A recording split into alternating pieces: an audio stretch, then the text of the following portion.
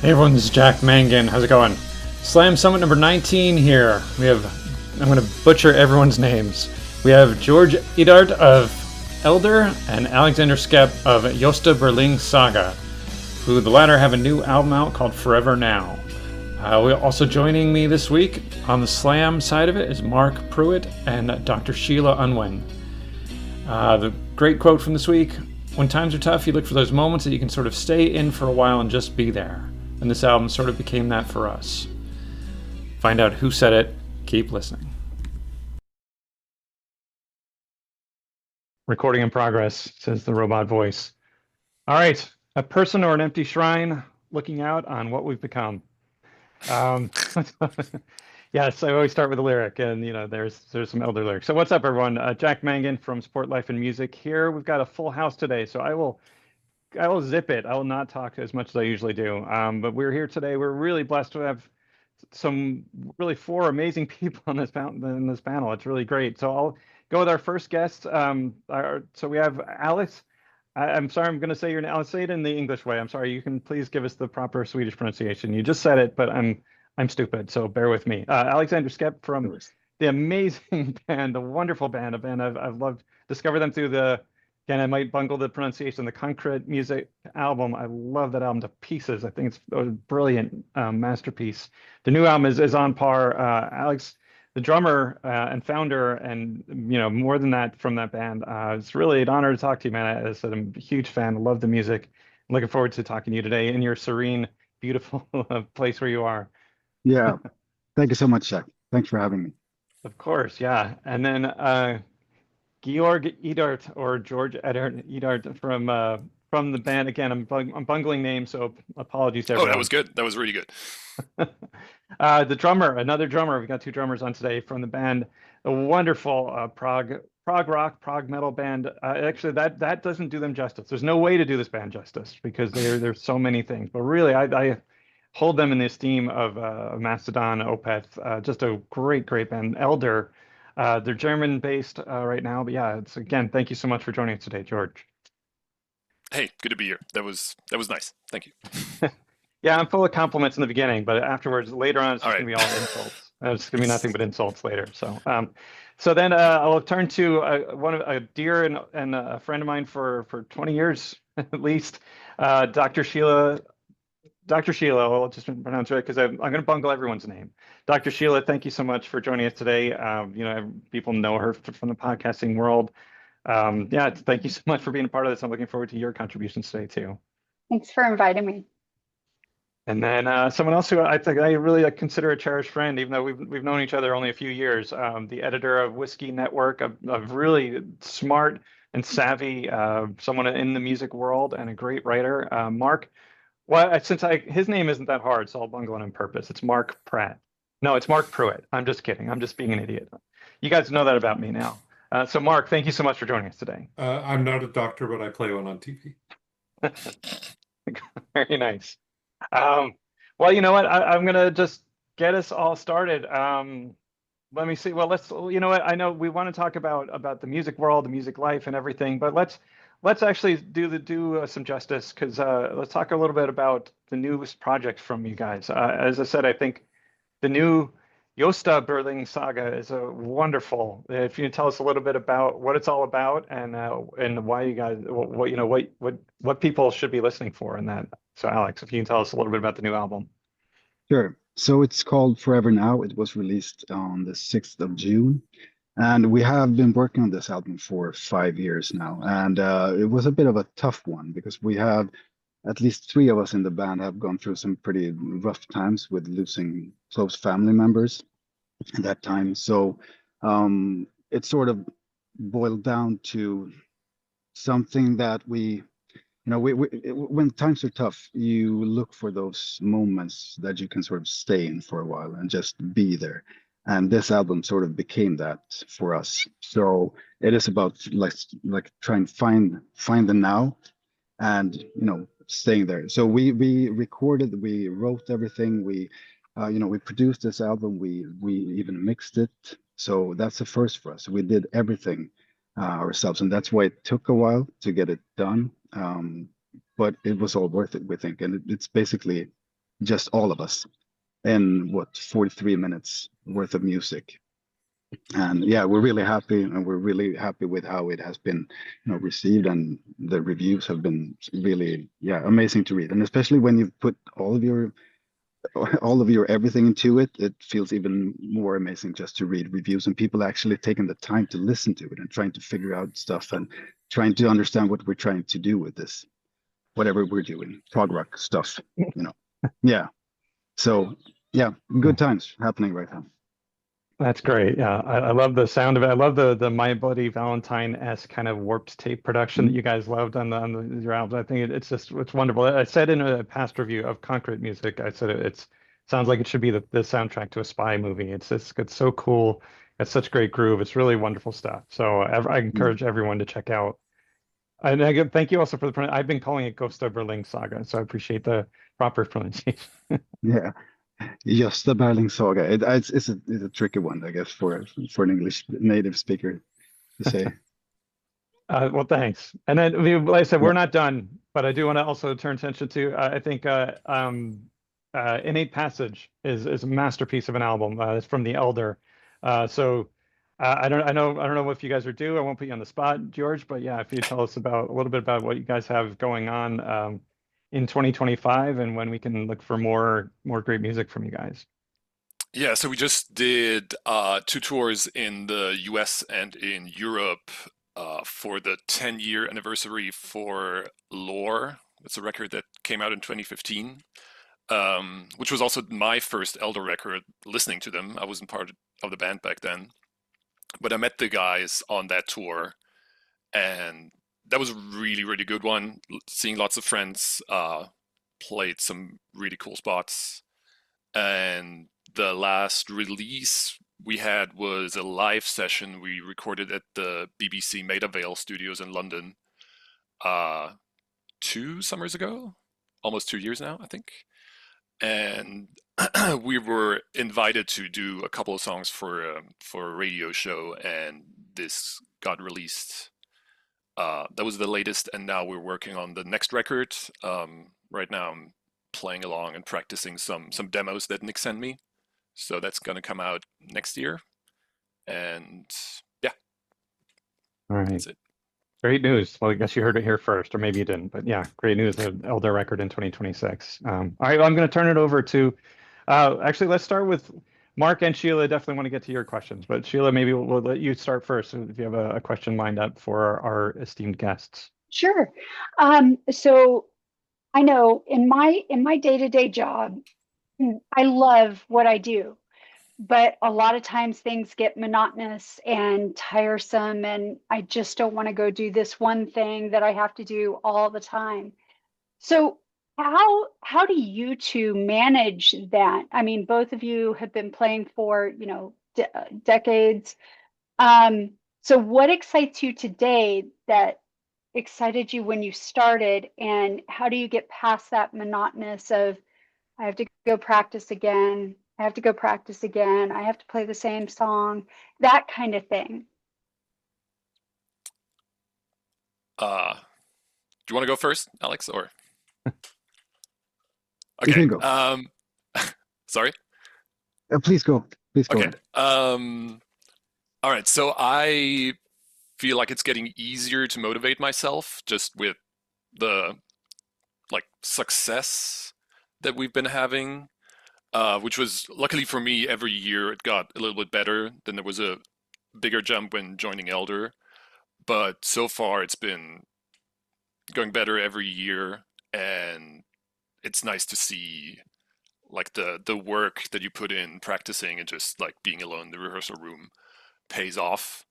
I do struggle with going back to a rhythm of practicing coming from tour when everything's super structured, and then you're at home and there's no tour manager telling you to get up at 8 and go practice. You have to do that yourself. So that always takes me a week or something. But I think it's the same with going to the gym. You just have to make it a habit, and then you see the rewards, and that is what keeps you going. Yeah. Right. I guess for me it's a bit of a different story because I don't focus on music full time, and no one in the band does that.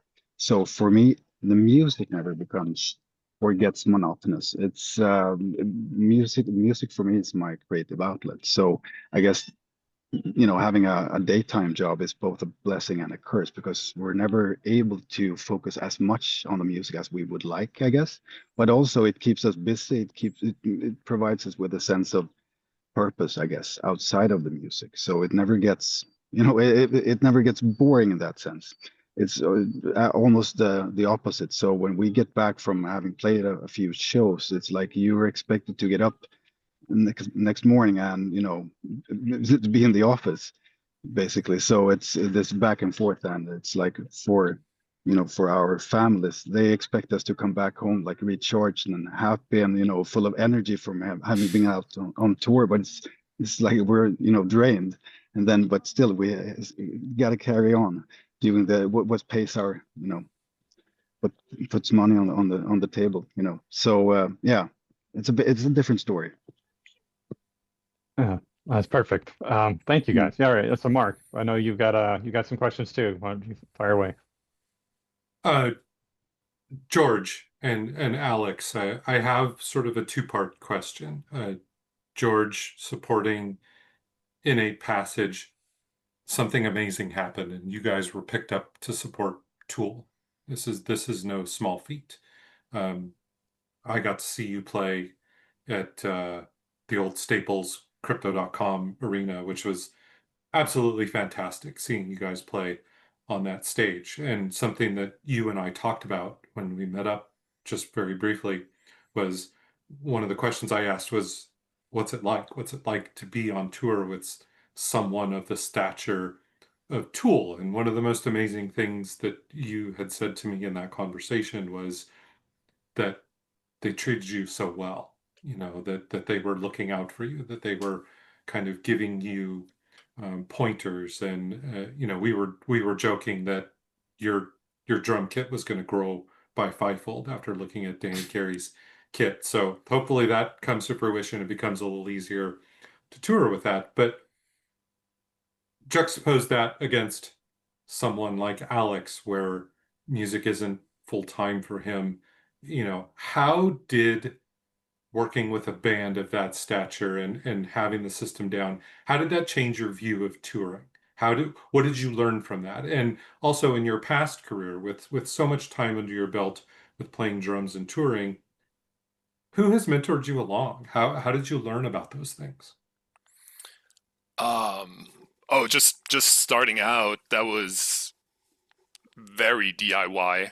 Like we did everything by ourselves. Our bass player was booking the shows, and or he still does. Like for that band still exists. It's still DIY, and we're still doing stuff like this.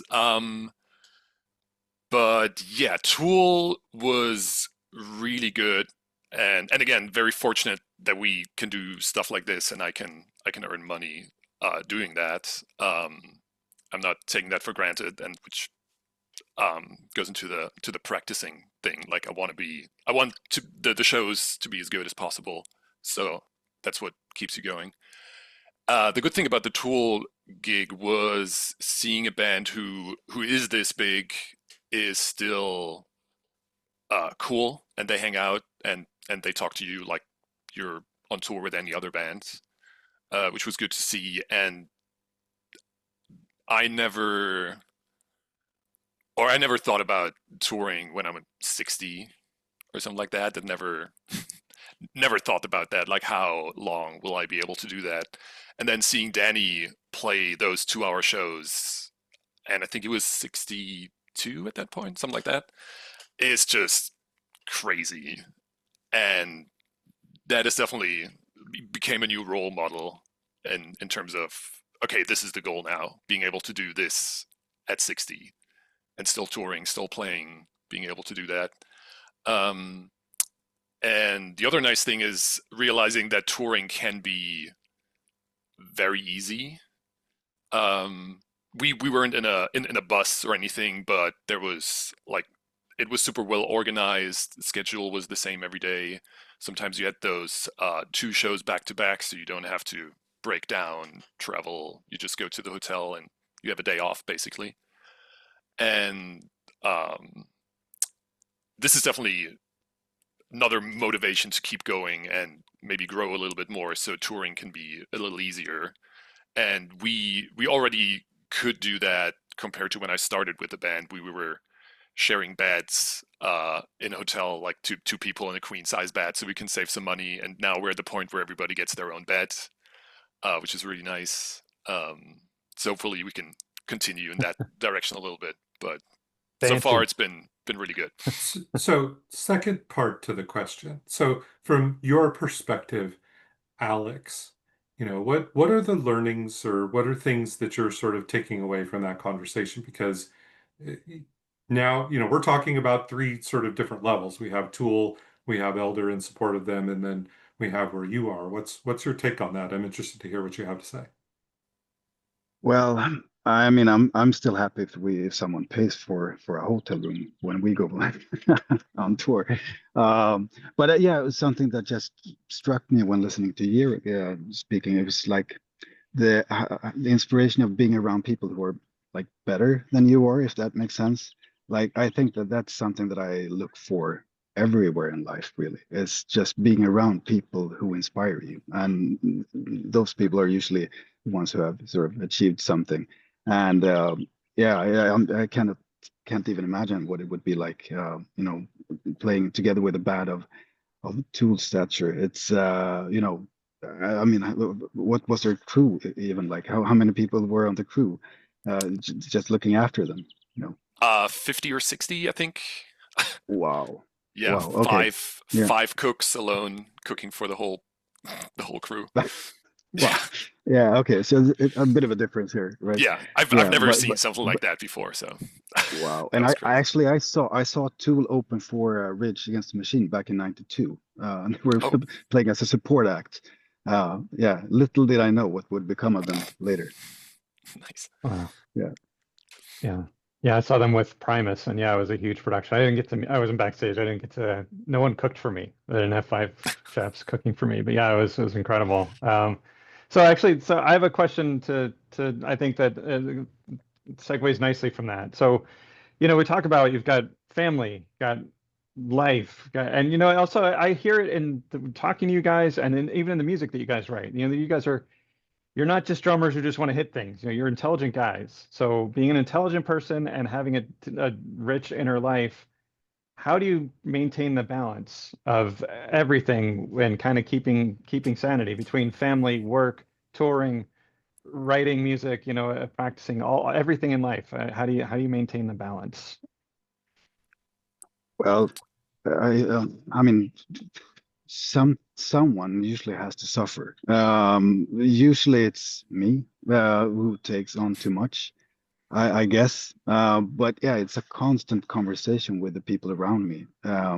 Like what is too much, and just rehearsing for it. Like we did a few shows now for the release of the album, and we wanted to play as much as we could off of the new album, basically making it sound exactly like on album, and just took a lot of time rehearsing that, and fine tuning things, tweaking, adding some last minute elements. There's always space for more stuff, right? And yeah, but then and you're like super excited during rehearsal, and then you come back home and you realize that you have forgotten like a bunch of things that you should have done, or forgotten people who actually mean something to you. And yeah, you have to sort of just admit that you need to find a balance. And yeah, it's difficult when you have arrangements, or when you have scheduled shows, like they're not playing themselves, right? So but yeah, I don't really have a good answer to this, other than I haven't still figured out how to go about this in a healthy and sustainable way. But it's like, yeah, you get some downtime, and then you sort of put some extra time into the people that need it the most, I think. Yeah, I think that's the same for me. Just personal relationships are always the thing that suffers the most, because everything, or for me, everything revolves around music and playing shows and making sure I'm in shape for the next tour, and my girlfriend is traveling for work a lot too, so that just takes a lot of planning ahead when we can go on holiday, when we see each other, that kind of thing. And then just friends who I'm in a group chat with, and then you're on tour somewhere, and you see that they're hanging out and you can't be there. It's hard, but at the other end, like I love what I do, and it's a lot of fun. So, like, I know why I'm doing this, and I'm really lucky with my girlfriend that she's putting up with me and all of my stuff that I have to do. But yeah, that's definitely the biggest thing: personal relationships. Yeah. No, I appreciate those answers. Yeah, I was hoping one of you guys would have, because I don't have the answer, the real answer to, how Yeah. you balance everything perfectly so that everyone's needs are met. I was hoping one of you guys would tell me so I could figure it out, because I don't Uh, have the answer. I think the answer is just to get a proper bus and bring the family. Mm. Yeah, but But Yeah, that's a there's that's not gonna happen. So no, we're but gonna that's a suffer. tricky one also, right? Because I've been trying to mix all the worlds at once, but then it's not optimal either because it's yeah, right before a show, for instance, I'm like completely focused on that, and afterwards as well, since we need to pack everything up and get back home, so I'm like completely out for a day and a half basically before every show that we do. Yeah, So when I bring my family or my girlfriend to the show, it's like, yeah, I tried to make everyone happy, but yeah, still I think I need to focus on the music at that point in time. yeah, But then yeah. now Then I'm we paying back. Maybe I can show you because now I'm paying back to my girlfriend being at a camping site, and it looks like this. yeah. So yeah, we've been playing gin rummy for 4 hours straight now, me and her. Maybe that. Yeah. Who's Nice. winning? Actually, today I am winning, but she's always winning otherwise. So yeah, but Yeah, yeah. But today's that's the me. other thing. Like, girlfriends and family on tour, they're just bored because there's nothing to do for them. So not also probably not the ideal solution. Understood. No, well, thank you guys. All right, I'll turn it back to Sheila. We'll go back, Sheila. Go ahead with your next question, please. Yeah, so I kind of have a two-part, and it's just because my little brain thinks in terms of how do we set things up, what's the communication structure, that kind of thing. And so are there set rules or roles in each of the bands, and how do you establish the rules of communication so that there aren't misunderstandings, feelings aren't hurt, that kind of thing, so that everything's kind of copacetic while you're touring, while you're making music, while you're setting up to figure out what your next album is, that kind of thing. All right. That's a good question. A lot of things just happen when you spend so much time with each other. It just like like how people react to certain things, what people need in certain moments, what I need in certain moments. Um, so I feel like we're in a good way just on tour, um, communicating like that. And the rest is a little bit trickier because our bass player is still in the US, and we can't just like meet and jam and do that. So that always uh, also involves planning, rehearsing before a tour, rehearsing to go in the studio.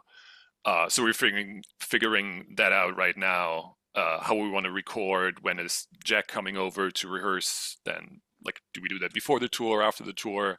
So it's just a lot of planning ahead, so nobody's surprised, because other people have to plan their lives around this too, and like the further ahead you can plan, the better. Hmm. Yeah, I think for us it's I mean, everything is just so dynamic. Everything changes since we're dependent on our daytime jobs also, where the situation is different.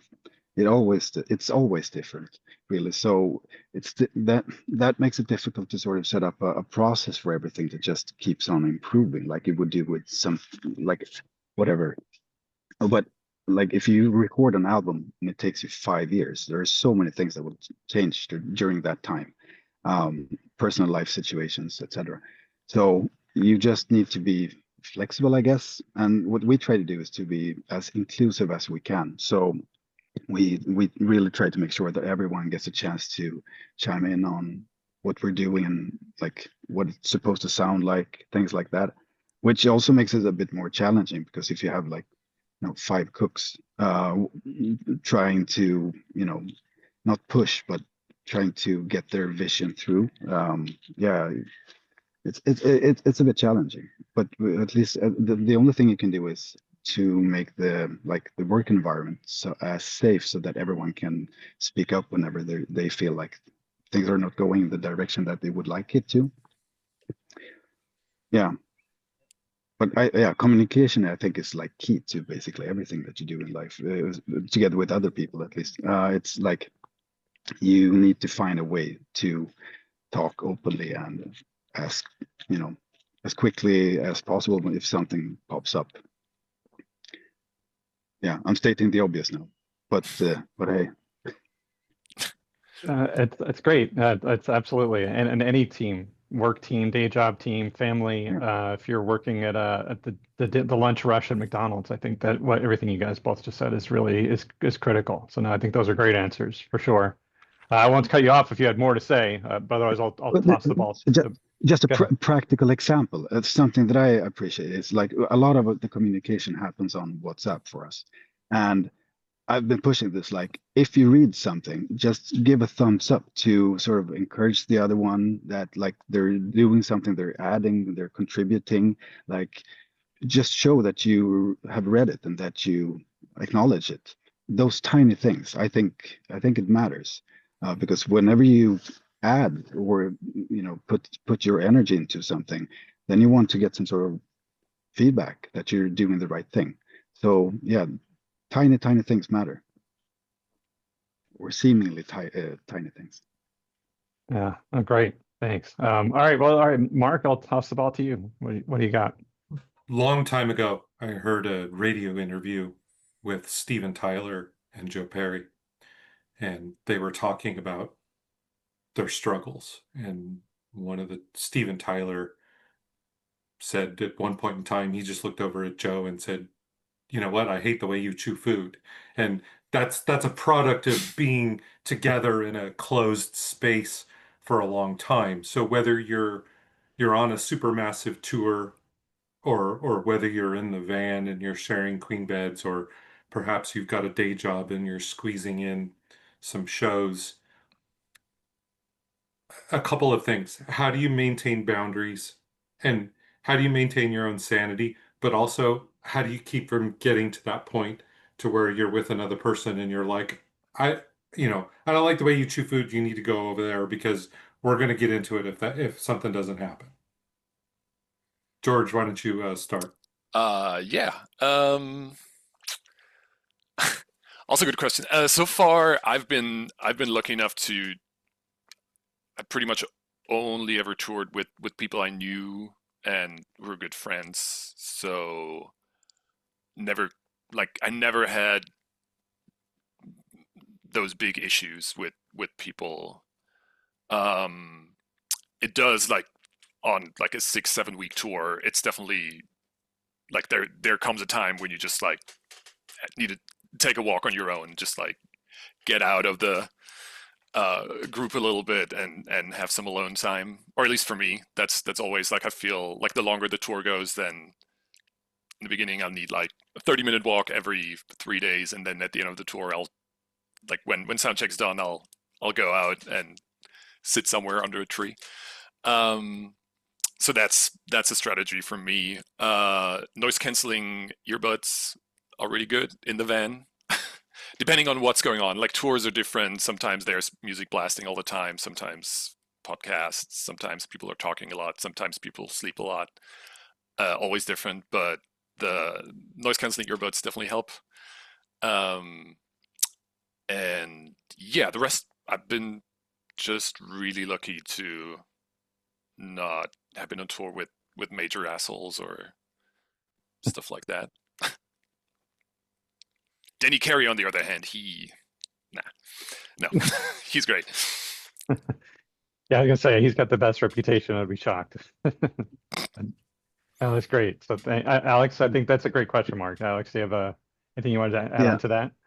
yeah, it is a great question. I mean, 40% at least of what we do is about hanging out together. So we wouldn't have brought the same people on if we wouldn't have wanted to actually spend time with them as friends, you know. So it is a bit of a social experiment, all of this that we are doing. So yeah, first of all, making sure that you want to hang out with the people, and not only because they're a great musician. I mean, if we would have been like a professional band in that sense, maybe, who knows, maybe we would have brought someone on because they're an incredible musician. I don't know. Uh, but I think you, first of all, make sure that you want to hang out with them, and then set your boundaries straight early on in a caring and a humble way, I guess. Like, for instance, one of the guys in the band, he says, like, whoever is sharing a queen size bed with me tonight, you better take a shower before. So, you know, it's like, okay, I respect that. And, you know, those, again, tiny things, because you are basically, you're living so close to each other when you're on tour. And it's better to take it up front or before it actually becomes a problem, I think. And as long as you say it because you care about each other, and you know, with a good intent, then you're usually good, I Yeah. think. Oh yeah. Sorry to add to that. I think the important thing is that everybody has the same goal, and that's clear. So if people have other, like, different expectations from going on tour, like some people just want to party, some people want to take it super serious. If the expectations are aligned, then that makes it a lot easier. Yeah, that's what's great about that. I really love that. And actually, I'm gonna name drop for a second. So pardon me for while I name drop. But we had David Ellison from Megadeth on this program not that long ago, and we talked about this kind of thing. There's a dark side of that because there are some assholes out there. So the one good thing I'd say is for all you kids out there listening is, when you're putting these people together, just be aware of red flags. If you know that someone's possibly going to get drunk and want to punch you every night, maybe that shouldn't be a person in your band, so that's something I'd say, that's something to, as you're building these relationships, it's a good thing to kind of look for and be cautious about the people that you're going to be spending every night on tour with, or every night or 40 nights in the studio with, and building any kind of working relationship. Again, whether it's not even for music, be careful of the people you're building a relationship. Just watch out for red flags, I think was the takeaway that I got out of that. So I really appreciate you guys coming on and talking about this. Mark and Sheila, I don't think, I mean, of course I have a million more questions, but I think I'll respect everyone's time. Mark and Sheila, if you guys have any more questions, please fire away, and then we'll look towards the exit in a minute. I have one more, and it's basically forward thinking. What are you guys looking forward to in the next year, in the next 5 years, and the next 10 years? What do you have planned, and what excites you about those timeframes? Okay. I think for me it's maintaining what it is I'm doing, playing shows, practicing, um, being the best drummer I can be, while still having fun, I think. And yeah, I don't really have a long-term goal. Like, if things continue as they're going right now, I'm perfectly happy. It would be nice to try out a tour with a bus. I've never done that, so I don't know what this is like. That would be cool, but I'm very happy with where I am right now. Good on you.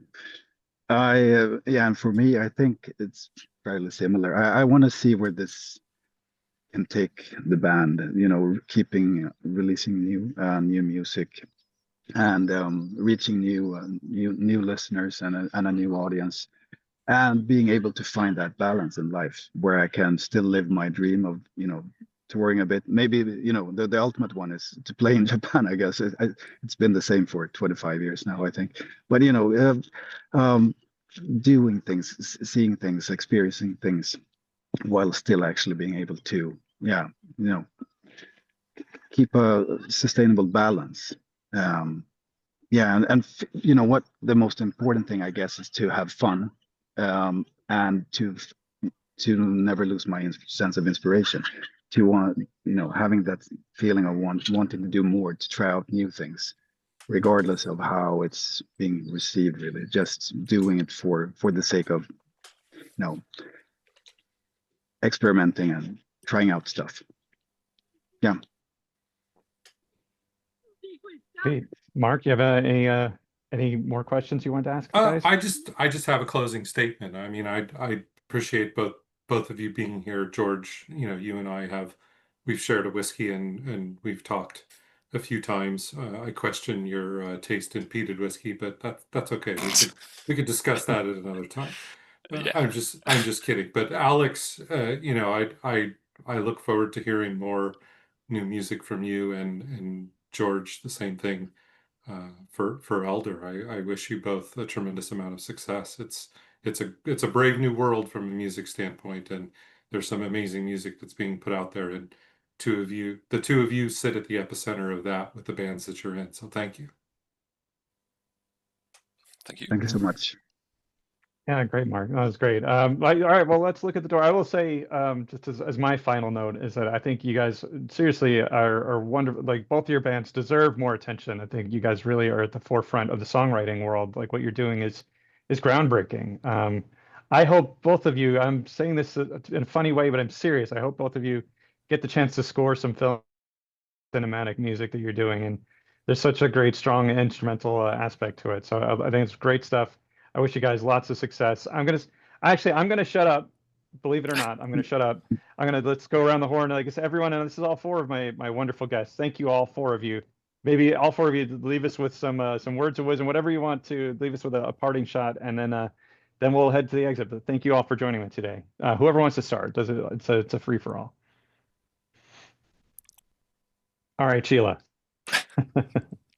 Great. Love to be on the spot here. I think my parting shot is I really love what you guys are doing, and I love where you guys are getting your inspiration and that kind of thing. And I look forward to seeing where you go from here. And so I would just say keep having fun, keep on keeping on, and thank you for everything today.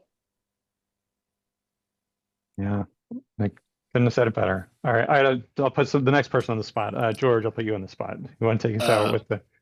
All right. Thank you. Thanks for having us. I feel like I need to leave with like some universal wisdom. I don't know. I don't know if like people listen to just start touring or thinking about starting a band. But yeah, whatever is you're dealing with, there's no real universal way to approach things. That's what I found out.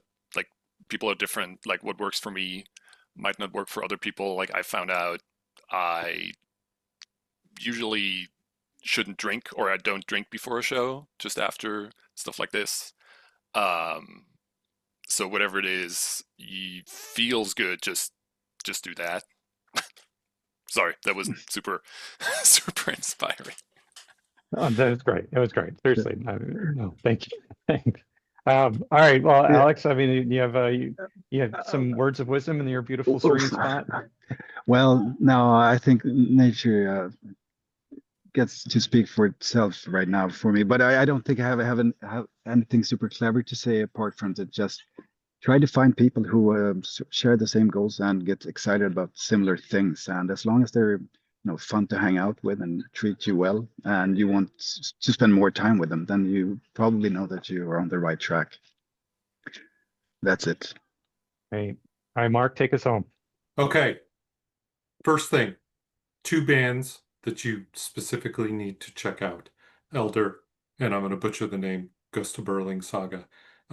Groundbreaking bands that are putting out music that rivals anything that you're going to find on the radio today. Please give them some attention.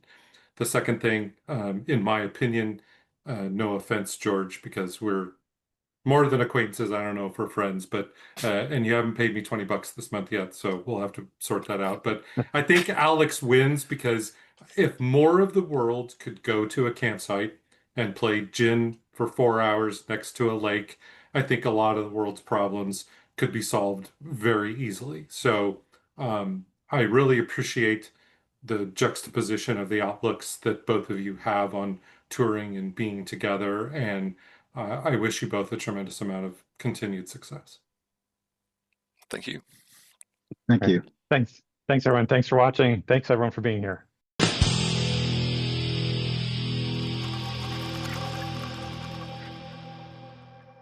Hi, everybody. This is Brian Pruett, publisher of Coffin Comics, and I'm a lifelong metalhead. But I'm here to say, please support Slam, because everybody needs a hand up every once in a while, and this organization is the right one to do the job.